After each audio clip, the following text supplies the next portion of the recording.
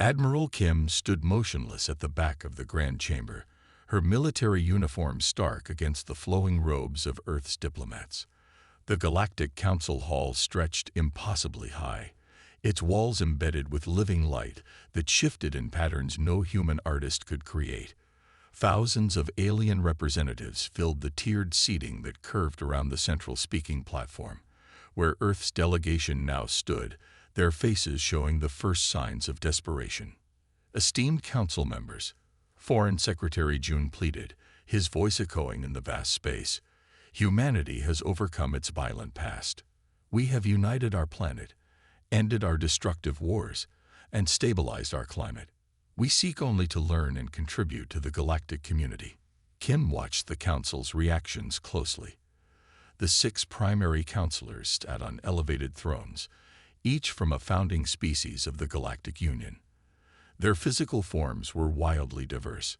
The insectoid Krell, the gaseous Mithrans contained in hovering crystal vessels, the 4-armed Diraxians, and others Kim could barely comprehend, but she recognized their expressions. After 30 years of military service, she knew when someone had already made up their mind. The Diraxian counselor raised 2 of his 4 hands, silencing Jun. "We have reviewed Earth's complete history," he stated, his translator device converting his clicks and whistles into flat, emotionless standard. No species in recorded council history has spent as much of its development in warfare as humans. Your entertainment glorifies violence. Your economies were built on conquest. Your technological leaps came primarily during periods of conflict.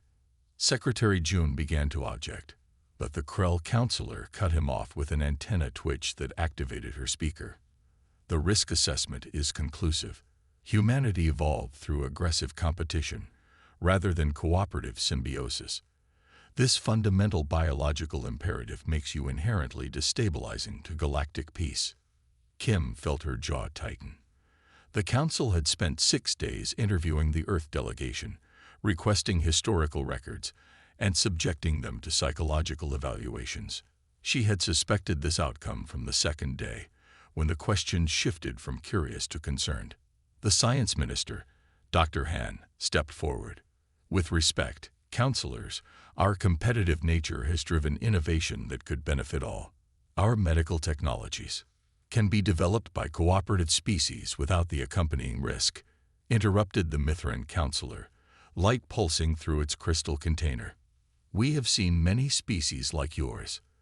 Those granted early access to interstellar technology invariably attempt territorial expansion within 1 generation. Kim's aide, Lieutenant Choi, leaned closer. "They're afraid of us," he whispered. "Yes," Kim replied softly. "And fear makes enemies of potential allies." The primary counselors conferred in private frequencies for several minutes while the Earth delegation stood awkwardly on the platform. Kim noticed the pitying glances from some alien representatives, the wary stares from others. Humanity's reputation had preceded them. The Council had been monitoring Earth broadcasts for decades. Finally, the Central Counselor, a being made of what appeared to be flowing metal, addressed them. "The decision is unanimous. Earth is classified as a Category 3 civilization, technologically advanced but culturally unsuitable for integration. You will be permitted to develop within your solar system only. A quarantine boundary will be established beyond the orbit of your outermost planet. Any attempt to breach this boundary will be considered an act of aggression against the Galactic Council." Secretary Jun swayed slightly, steadying himself on the podium. "And how long will this quarantine last?" "Until humanity demonstrates fundamental evolutionary change in its aggressive tendencies," replied the metallic counselor. "Based on comparable species, our predictive models suggest no fewer than 50,000 years." A horrified murmur ran through the Earth delegation. 50,000 years, longer than human civilization had existed. It was a death sentence for humanity's interstellar ambitions. Dr. Han stepped forward again. "We request permission to present a formal appeal with additional evidence off." "The Council's decision is final," interrupted the Krell. "You will be escorted back to your vessel and returned to Earth. Limited technological assistance will be provided to help Earth manage its resource constraints, but no faster-than-light technology, weapons advancements, or unrestricted communication with other species will be permitted. Admiral Kim watched as the delegation's shoulders slumped in defeat. Secretary Jun made one final dignified bow to the Council. "We regret that you have judged us by our past rather than our potential. Earth will comply with your decision, but we maintain hope that future contact will lead to reconsideration."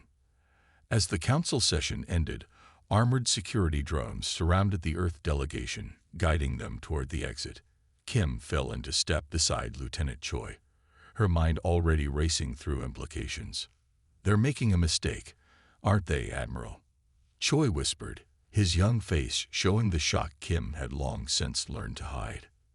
"A severe one," Kim replied, keeping her voice low. "They fear our aggression, but they've just ensured it."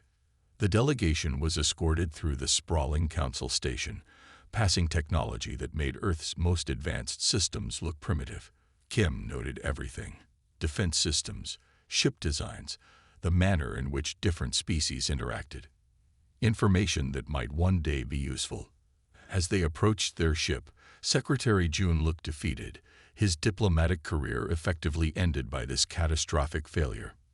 The scientific team walked in stunned silence, dreams of accessing the galaxy's knowledge shattered. Kim caught Choi looking at her questioningly. "What do we do now, Admiral?" Kim's eyes hardened. "We prepare. They should have either destroyed us completely or welcomed us as equals. Exile will only make us stronger." On the journey home, while the diplomats drafted their grim report, Kim called a private meeting with the military and scientific personnel aboard. In a small conference room, with communication systems disabled, she laid out her vision. "The Council sees us as dangerous animals to be caged," she told them. "But they've made a critical error. They're leaving us alone to develop, merely placing a fence around our territory." Dr. Hand frowned. "A fence patrolled by ships thousands of years ahead of our technology." "For now," Kim nodded. "But they've shown us what's possible. They've revealed the existence of faster-than-light travel, advanced energy sources, and materials we've never imagined. More importantly, they've shown us that most species out there evolved through cooperation, not competition, making them vulnerable to those who didn't," Lieutenant Choi said slowly, understanding dawning. Kim's lips curved in a slight smile. "We won't breach their quarantine. Not directly. But they've given us something precious, a common enemy for all humanity. With this exile, Earth will unite as never before. We'll develop in secret, reverse engineer what we can, and prepare. One day, we'll either convince them to accept us or we'll make our own alliances," Dr. Hand finished. "There must be other species who disagree with the Council." "Precisely," Kim said. "Our exile begins today. Our planning for what comes after starts now." As Earth came into view through the viewport, blue, beautiful, and now effectively imprisoned, Admiral Kim made a silent promise to her homeworld. The Galactic Council had judged humanity too dangerous to join their community. In time, they would discover just how right they were. Dr. Park wiped sweat from his forehead as he studied the holographic simulation hovering above the laboratory table. 20 years of work had led to this moment. Around him, the underground research facility hummed with activity, hundreds of scientists working in shifts that never ended. The room was bathed in the blue glow of the simulation, a mathematical model showing how space itself could be folded. "Run it again," Park ordered, his voice steady despite his racing heart. "Increase power to stabilizer field by 8%. His assistant nodded, fingers flying across the control panel. The simulation shifted, the swirling energy pattern contracting before suddenly stabilizing into a perfect torus. "It's holding," the assistant whispered, eyes wide. "Field integrity at 93% and stable." Dr. Park allowed himself a small smile. "Record all parameters, then prepare the test chamber. We try the real thing tomorrow." 20 years ago, humanity had faced its greatest humiliation, quarantined to its own solar system by a galactic council that deemed them too aggressive for interstellar society. That day had changed everything. Old national rivalries fell away as Earth united against a common threat: extinction through isolation. Resources that once fed military conflicts were redirected to the greatest scientific initiative in human history, Project Prometheus. In the beginning, they had almost nothing. A few glimpses of alien technology during their brief visit to the Council Station. Fragments of information about how other species traveled between stars. But humanity had always excelled at learning from scraps. The breakthrough came 10 years into the project when Admiral Kim, now Supreme Commander of Earth's Defense Force, authorized Operation Stardust. Thousands of miniaturized stealth probes were launched to the edge of the solar system, designed to drift past the quarantine boundary as seemingly harmless debris. Most were destroyed by Council monitoring systems, but enough made it through to begin the slow, patient task of gathering intelligence. Dr. Park left the laboratory and took the high-speed elevator to the surface. The Nevada desert stretched around the hidden facility, the night sky brilliant with stars. Stars that the Council had forbidden humans to visit. He pulled out his secure communication device. "It works," he said simply. "We're ready for the test phase." Half a world away, Admiral Kim received the message in her command center beneath the Pacific Ocean. The aging military leader allowed herself a rare moment of satisfaction before turning to her strategic team. "Dr. Park has done it. Initiate Phase 2. Within hours, Park's laboratory had been connected to the command center through secure channels. The test chamber's feed displayed on the main screen as Earth's Leadership Council gathered to witness history. The actual device looked deceptively simple, a ring of unknown material salvaged from Council debris, now fitted with human-made components. "The principle is straightforward," Park explained to the assembled leaders. "Our version is crude compared to Council technology, but the physics are sound. We create a quantum field that temporarily folds spacetime, allowing instantaneous travel between 2 points." He paused. "In theory, and in practice?" asked one of the Council members. Park gestured to the small, unmanned probe positioned near the device. "We're about to find out." The test began. Energy readings climbed steadily as the ring began to glow with an unearthly light. Inside the ring, space itself seemed to shimmer and distort. Then, with a flash that momentarily overloaded the cameras, the probe vanished. Silence fell over both facilities. Then communication officers began shouting. "Signal acquired. The beacon is transmitting from beyond Neptune's orbit." The room erupted in cheers. Dr. Park closed his eyes briefly, 20 years of work culminating in this moment. When he opened them, Admiral Kim was watching him from the screen, her weathered face showing the closest thing to joy he had ever seen from her. "How soon until we can scale it for a ship?" she asked directly. 6 months for a prototype. Perhaps a year before we can equip our first vessel." Kim nodded. "You'll have whatever resources you need. This changes everything." And it did. Within 18 months, Earth had launched its first hyperspace-capable ship, the GSV Prometheus. Built in secret beneath the lunar surface, it carried a crew of 20 and slipped past the Council quarantine using a combination of stealth technology and the new drive. Admiral Kim, despite her advanced age, insisted on leading the mission personally. The journey took them to a barren, resource-rich system, 12 light-years from Earth, well outside regular Council patrol routes, but still close enough for emergency return. "This is where we begin," Kim announced as they established Earth's first extraterrestrial colony, a mining and manufacturing base hidden within an asteroid belt. Operation Exodus is now active. Over the next 5 years, as Dr. Park refined the hyperspace drive, Admiral Kim oversaw the establishment of 6 more colonies, each carefully hidden and self-sufficient. Earth's industrial capacity doubled, then tripled, as resources flowed back through the secret pipeline. Meanwhile, more advanced stealth probes mapped safe routes through Council space, identifying potential worlds far from prying eyes. 10 years after the first successful test, Admiral Kim, now nearly 80 but still commanding respect that bordered on reverence, stood before Earth's unified council in their underground chamber.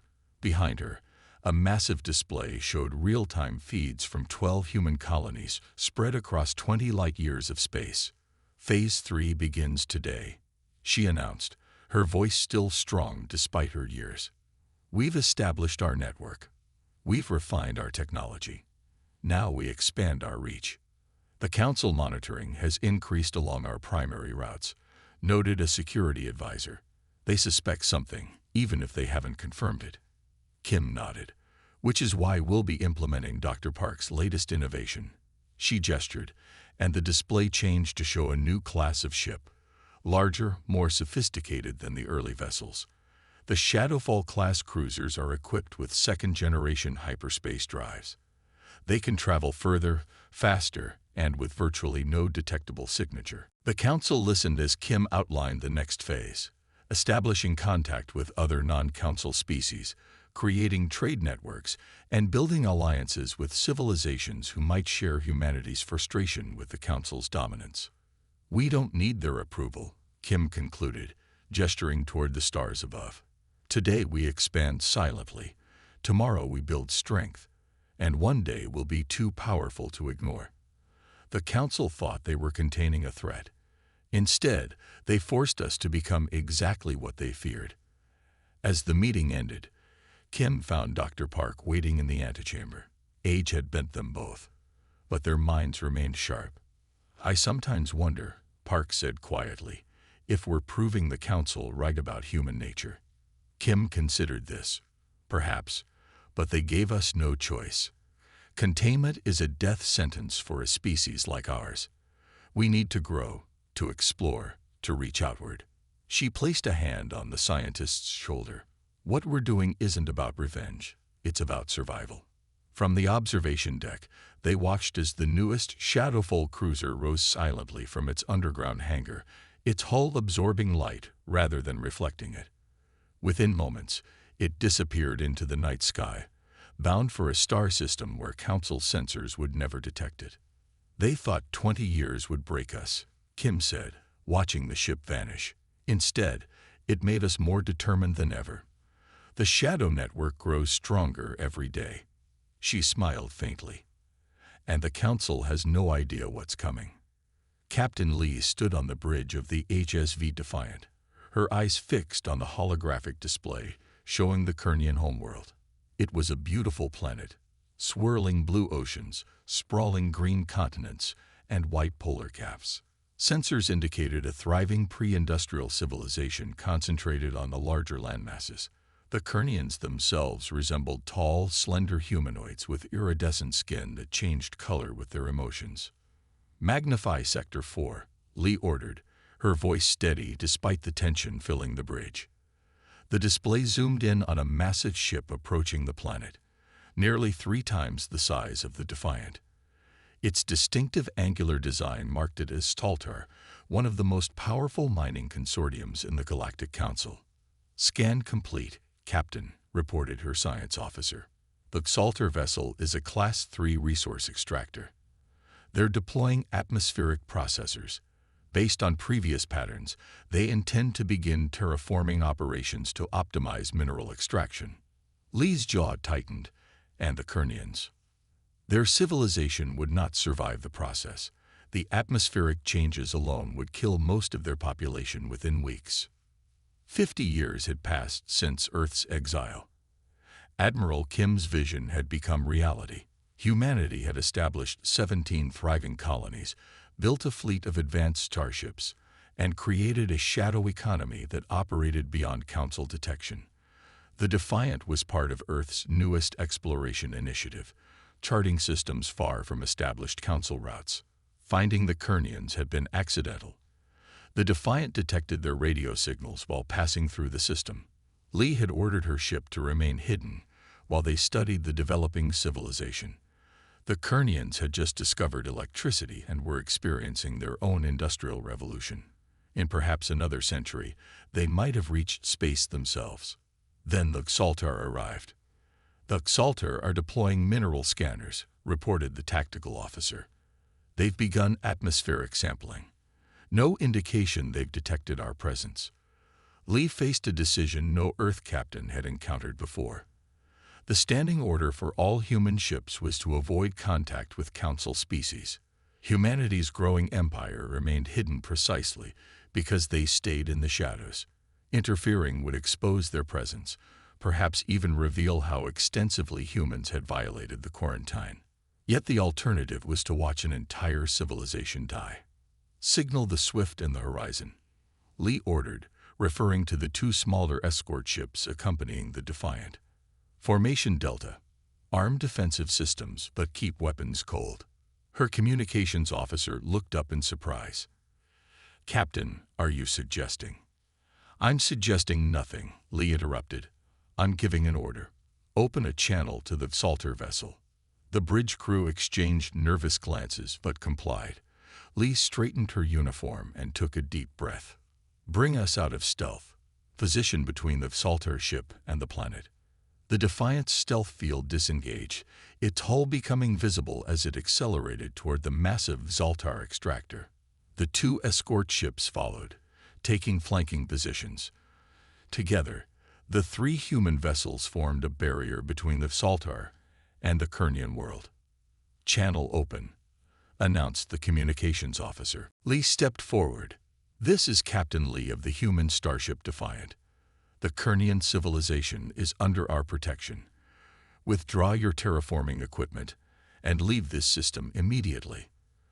For several long moments, there was no response. Then the main screen flickered to show the Saltar commander, a tall, insectoid being with multiple compound eyes and gleaming mandibles. Unidentified vessels. The Saltar's translation device converted its clicks and whistles to standard language. "You are interfering with a Council-authorized resource acquisition. This system has been properly registered for development. Remove your ships, or you will be destroyed." The alien's compound eyes shifted, clearly trying to identify the unknown ships. Human vessels bore no resemblance to their original Earth designs after 50 years of development. "I repeat," Lee responded calmly, "this planet contains a developing sentient species. We will not permit their destruction." The Saltar commander's mandibles clicked rapidly, and what Lee's cultural officer whispered was a sign of agitation. "Humans," the Xalter finally stated, its translator unable to hide the shock in its voice. "You are quarantined to your home system by Council decree. Your presence here is illegal. Your interference is illegal. Identify yourselves for judgment." Lee smiled thinly. "We stopped recognizing Council authority over human activities long ago. The Kernians will be given the chance to develop naturally, without interference. This is not a request. It is a statement of fact." The Xaltar commander's body language shifted to something Lee recognized from briefings: a combat stance. "You have no standing here. The Council determined your species unfit for interstellar society. This will be reported as further evidence of human aggression." The alien turned to someone off-screen. "Target the lead vessel. Full power." Lee nodded to her tactical officer. "Shields up. Evasive pattern theta." The Defiant shuddered as the Salter ship fired a powerful energy beam. The human vessel's shields flared but held steady. "Shields at 87%, reported the tactical officer. "Minor systems damage on Deck 4. Lee had hoped to resolve this peacefully, but she had come prepared for the alternative. "Return fire. Disable their weapons and propulsion only." The Defiant's advanced targeting systems locked onto key points of the Salter vessel. Precisely calibrated energy pulses struck the larger ship's weapon emplacements and engine nodes. The Salter ship immediately began to drift. "The Swift and Horizon," report Salter support vessels approaching from the moon's shadow, her first officer reported. "Engage as necessary," Lee ordered. "No casualties if it can be avoided." What followed was not truly a battle. It was a demonstration. The three human ships moved with precision and coordination that the Salter clearly hadn't expected. Within minutes, all 5 Salter vessels had been disabled, floating powerless but with life support intact. Lee opened the channel again. The Xaltar commander's posture now displayed what her cultural officer identified as shock and fear. "What? What are you?" the alien demanded. "We are what your council forced us to become," Lee answered simply. "Your ships will be provided enough emergency power to reach the nearest council outpost. You will take a message. The Kernian system is now under human protection, as are 7 other developing civilizations we have identified. Any attempt to interfere with these protected worlds will meet similar resistance." The alien's mandibles clicked rapidly. "The Council will not tolerate this challenge." Lee leaned forward. "The Council has no choice. For 50 years, you believed us safely contained. In that time, we have built an empire in the shadows of yours. We have 17 colony worlds, a fleet of ships with technology that matches or exceeds Council standards, and alliances with other species who share our view of the Council's shortcomings." This was partly a bluff. Earth's technology was advanced, but still not quite at Council level in all areas. But the demonstration had made its point. "When your Council exiled us," Lee continued, "they called us dangerously aggressive. Today, you discovered why that aggression exists: to protect those who cannot protect themselves. Remember that when you deliver our message." Hours later, the Xaltar ships limped away from the system. Lee ordered long-range monitoring to ensure they didn't return, then established a small observation post in the system's outer asteroid belt to protect the Kernians. As the Defiant prepared to depart, Lee composed her report to Earth Command. This incident would change everything. Humanity's shadow empire could no longer remain completely hidden. The question was how the Council would respond to discovering that their quarantine had failed so completely. "Set course for Outpost Sentinel," Lee ordered. "Maximum speed." As the stars blurred around them, Lee watched the Kernian world recede on the view screen. For better or worse, humanity had just announced its return to galactic affairs. The Council had tried to cage a species that refused to be contained. Now they would face the consequences of their mistake. "The exile ends today," Lee said quietly, "and a new chapter begins." The emergency session of the Galactic Council stretched into its 3rd day. The Grand Chamber, usually organized and procedural, had descended into chaos. Representatives from hundreds of worlds shouted over each other, while the primary counselors struggled to maintain order. At the center of the storm was a simple report. Humans had been detected far beyond their quarantine boundary, operating advanced starships and interfering with Council-sanctioned activities. "This is unprecedented," bellowed the Diraxian counselor, all 4 arms gesturing wildly. The quarantine was absolute. How could they have developed hyperspace technology without detection? The Xaltar representative, still shaken from the encounter with Captain Lee's ships, projected images of the human vessels. "Their technology signatures are unlike anything in our databases. They've developed entirely new approaches to faster-than-light travel and energy manipulation. And their tactics." The insectoid alien's mandibles clicked nervously. "They disabled 5 of our ships in minutes with surgical precision."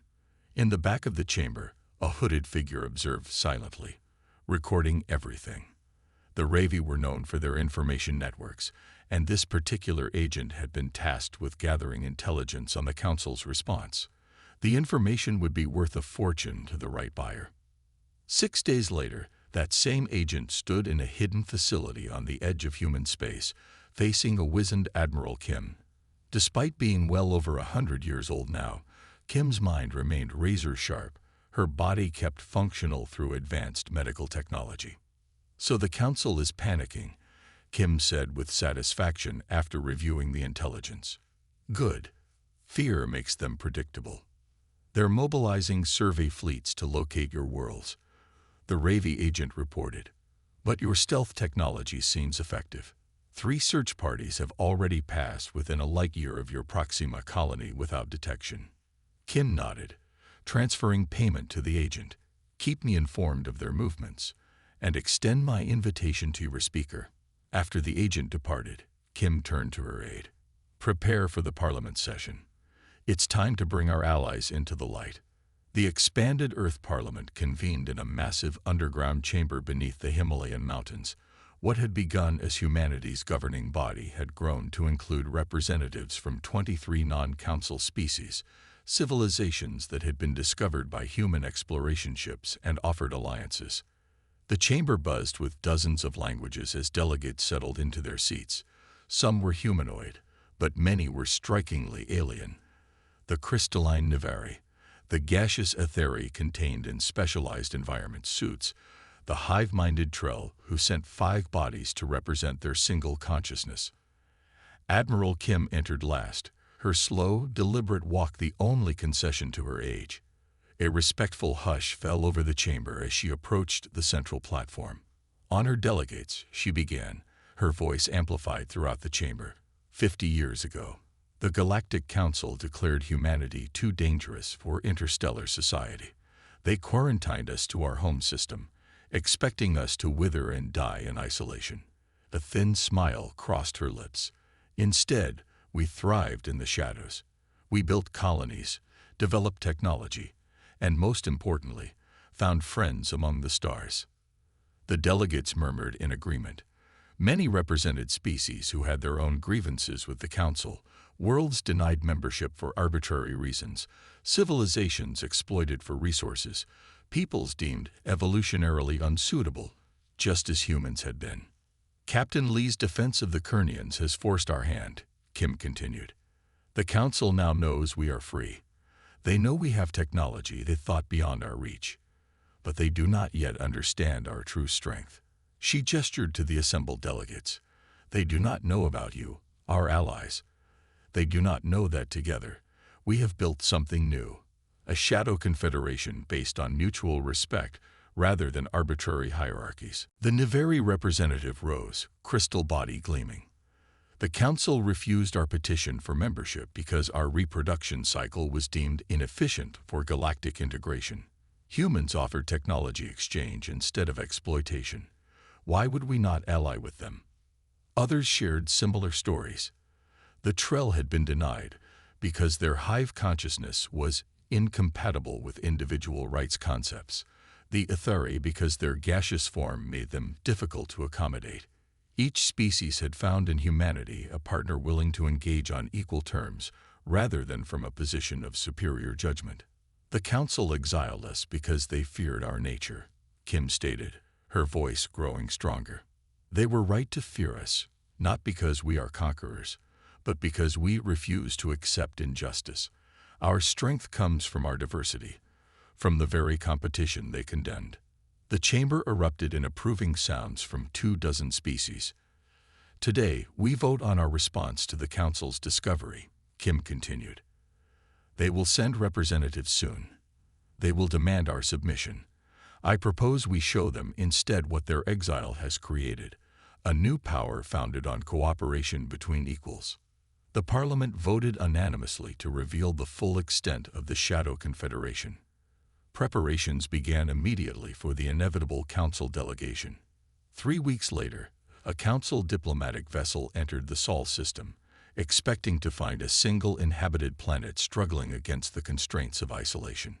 Instead, they found a transformed solar system, Mars terraformed and green, the asteroid belt home to massive shipyards, Jupiter's moons hosting sprawling cities under transparent domes. The Council representatives were escorted not to Earth as expected, but to Callisto Station, a massive orbital facility that served as the headquarters for the Shadow Confederation's operations. As their shuttle docked, they stared in disbelief at the dozens of ships moving through the space around Jupiter. Vessels of clearly non-human design flying alongside Earth ships. Kim, now serving as Chancellor of the Confederation, received them in a grand meeting room, with views of Jupiter's swirling clouds. Beside her stood representatives from 5 other species, a strategic selection to demonstrate the breadth of the alliance. "Welcome to Callisto Station," Kim greeted them calmly. "I understand you expected to find a quarantined civilization. Instead, you found the capital of a growing interstellar alliance." The lead council diplomat, a Mithran floating in its crystal containment vessel, pulsed with agitation. This is a violation of the highest order. Humanity was judged unfit for interstellar integration. Your development of restricted technologies and unauthorized colonization represents a threat to galactic stability. Perhaps, Kim acknowledged with a slight smile, you should have considered that before exiling a species with our particular traits. Isolation doesn't work well on humans. It just motivates us. She gestured toward the window where a massive ship was passing, clearly of Niveri design, but bearing shadow confederation markings. We aren't alone anymore. 23 species have joined our confederation, all of them either rejected or exploited by your council. Together, we control 42 star systems, with outposts in 20 more. Impossible, whispered another diplomat. Our surveys would have detected such expansion. Your surveys looked for known technology signatures, Kim explained. We developed our own path. When direct routes were monitored, we found indirect ones. When traditional hyperspace was detected, we developed alternative methods. The council representatives conferred briefly among themselves before the Mithran spoke again. The council cannot allow a competing power structure. It threatens the stability we've maintained for 20,000 years. Kim leaned forward. The council no longer has a choice. We aren't asking for permission to exist. We're informing you of reality. The exile you imposed is over, not by your grace, but by our determination. She stood, signaling the end of the meeting. Return to your council. Tell them the Shadow Confederation offers peaceful coexistence and trade. We have no interest in conquest, only in ensuring that developing civilizations like the Kernians are protected from exploitation. The choice of peace or conflict rests with you. As the council representatives were escorted back to their shuttle, Kim watched from the observation deck with her aides. Will they accept our terms? Asked a young officer. Eventually, Kim replied. They can't fight a war on multiple fronts, and we've been careful to establish our presence along their borders with the Phyrexian Empire. She smiled faintly. The council prides itself on being logical. They'll calculate the costs and realize cooperation is the only viable option. The council shuttle departed Callisto Station, taking with it news that would shake the foundations of galactic politics. The Shadow Confederation had emerged from darkness, revealing itself not as the aggressive conqueror the council had feared, but something perhaps more concerning, a viable alternative to their ancient order. The New Earth orbital station gleamed like a silver lotus in space, its petals stretching over 30 kilometers from center to edge. It was the largest artificial structure in known space, built through the combined efforts of 50 species over 15 years. Today, on the 100th anniversary of humanity's exile, it hosted representatives from across the galaxy for the Centennial Concord. Chancellor Sung stood at the viewing window of her private chamber, watching the procession of ships arriving through the designated hyperspace entry points. Each vessel represented a different world or species, their designs as varied as the beings they carried. Some were sleek and metallic, others organic-looking with flowing, seemingly alive hulls. The newest arrivals caught her attention. The unmistakable geometric precision of Council diplomatic cruisers, their hulls bearing the ancient insignia of the Galactic Union. They actually came, remarked Vice Chancellor Trell, the Niveri representative whose crystalline form caught and refracted the starlight. Many doubted they would acknowledge the Centennial. Pride bends when necessity demands it, some replied. The trade accords left them little choice. The past century had transformed the galaxy's power structure.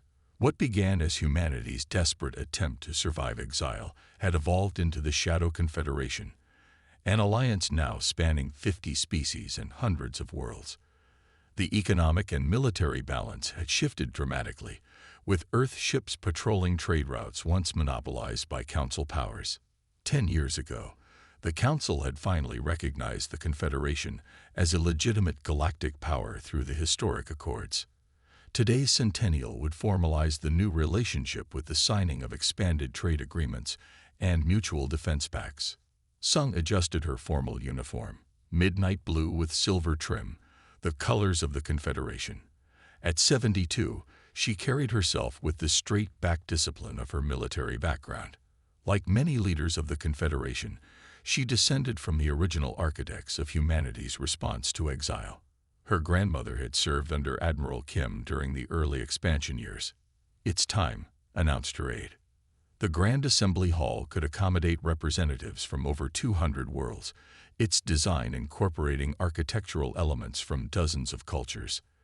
At the center stood a replica of the original council chamber where humanity had been exiled, a deliberate reminder of how far they had come. As Sung entered, the assembled delegates rose in respect.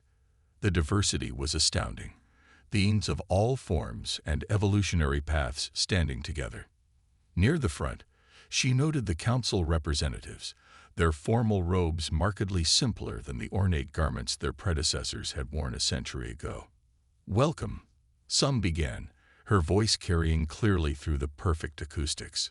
100 years ago today, the Galactic Council determined that humanity was too aggressive, too competitive, too dangerous to join interstellar society.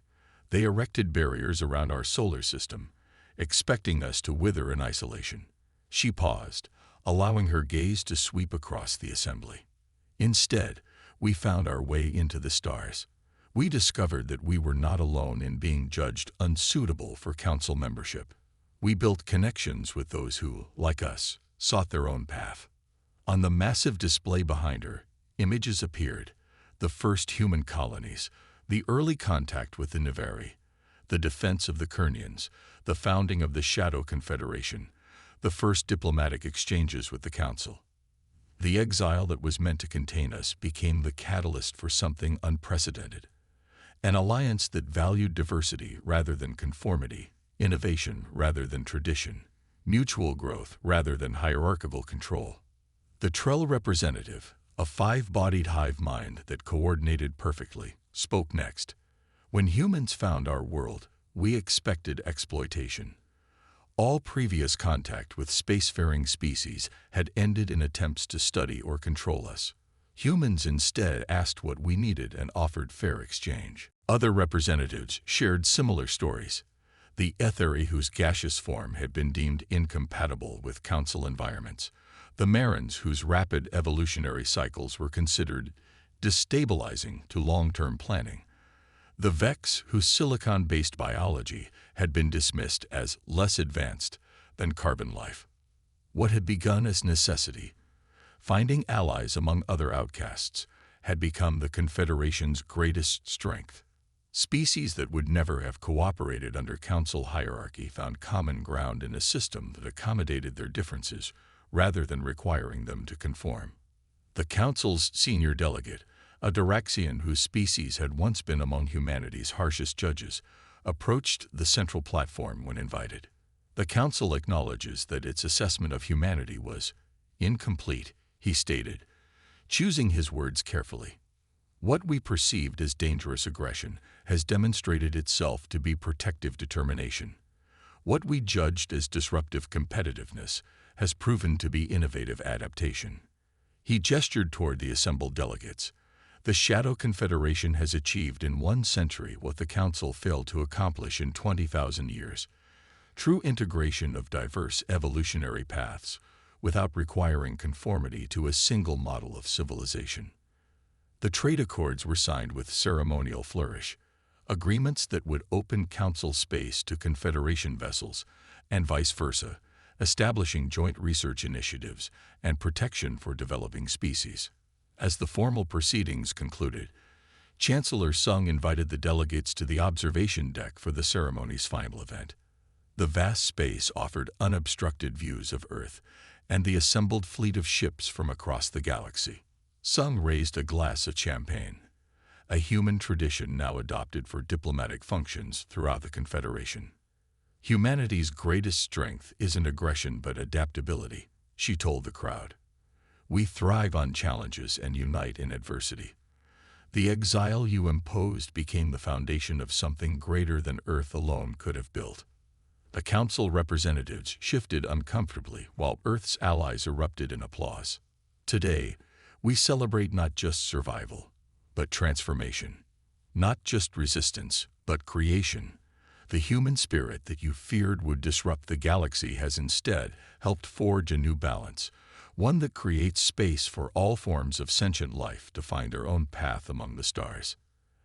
As she spoke, the orbital station aligned its position so that Earth came into full view, the blue jewel that had given birth to humanity.